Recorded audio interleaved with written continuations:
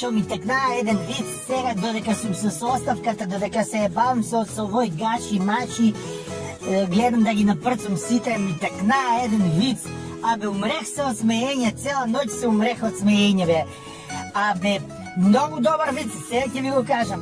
Значи, вицот почнува вака, вика, го прашувате Заев, Демека Заев го прашуват, мен ме прашуват, абе, Зајко, зошто ти се такива очите све помодрени? Се јавува Грујо и вика, такива му се очите, пошто е глуп. Кога слушал разговорите тие прислушувани од жуто комбе шоса, наместо слушалиците на уши да ги ставе, он на очи ги ставувал. Абе, шо да ти кажувам? Сега мале, ама го прашуват Грујо. Ми Грујо, а ти зашо ти се такви ушите, бе? За никаде, бе, све помодрени. Ја ги ставувам слушалиците на уши. Зашо, бе? Па да не чуjem са Бајле Интерпол кој ќе ме буде. И на крај многу е добар вица, растура вица, значи, јас сум се сакапал од смеење, многу е добар. Вика, го прашуват сега Али Ахмети, абе ти дека ги носиш тие слушалиците, дека ги ставаш да му ја мајката? Он вика на јајцата. Дека бе на јајцата, бе, зашо бе на јајцата? Да не ми прават клик-клак кога ве ебам и тебе, Грујо.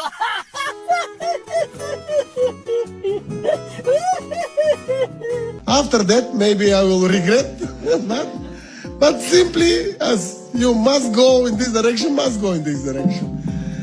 What is the message of that? There is no alternative for us. We must move in this direction. Срамота е! На кого бе ти говно? Упушење и дудлачење е Анастан Саваховачевиќ, викан чурка без коса.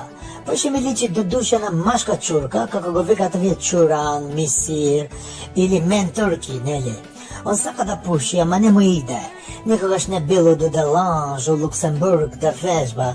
А он сега вежба до Деланж со бугари, со срби, со албанци, вие што се оригинал од Албанија. Че научи, има време, ама он нема време, знаеш. На пето место до Деланжа Зоки Заев. Он ќе беше прв у табела, ама сум му рекол, че ти дадам да го попушиш со мене од мојот Малборо ако добиеш таа Нобелова награда у мир. Ама глуп, џабе се надевал, тоа не е тендер да го добива како што добива све. Тамо покрај уста мораш и гзот да го платиш у Нобелова награда, а него гзот за други работи му е. На кого бе ти говно? Морам да му кажам на српски за да ме разбере. Докторе Винокуров, ја имам ево оволики чварци на дупе од втору категорију. Харашо! Како бе харашо? Так, будет све нормално, ви слечет гол. Опа, шо ти е руска медицина? Нема трте мрте, има само трте. Ви слечет гол. Викам, докторе, да изоблечам маицава, патикиви и чорапиве. Нет, ти слечет тотално гол. Викам, ова е тотално отиден. Абе, викам, замисли Путин да имаше хемороиди, а сигурно има, пошто знам дека се добивале на нервна база. А Путин многу се нервира кога ќе поминат месец дена, а нема да затвори некој од рускиве тајкуни што не му плаќаат рекет. Мислам, исто е како кај нас, потпуно. И замисли Путин така со хемороиди да отиде кај овој доктор Винокуров, која е сега, и доктор Винокуров да му рече, тавариш Путин, так, буде све нормално, ви слечет гол. Каде бе на Путин ви слечет гол, бе? Па Путин тепа мечки, Путин фаќа змии со голи раце, Путин дњури, Путин вози точак, Путин слуша техно. Каде бе на Путин ви слечет гол, бе? Знаеш ли, бе, докторе Винокуров, шо ќе ти се случи ако ти на Путин му кажеш ви слечет гол? Па има да те снема, бе, до пролет. Цела зима ќе бидеш маскиран у снешко.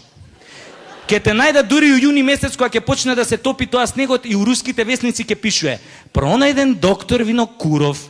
У ноември излегол да купи цигари, али пошто било многу ладно, застанал да припали една и станал снешко. Јеби ga. На кого бе ти говно?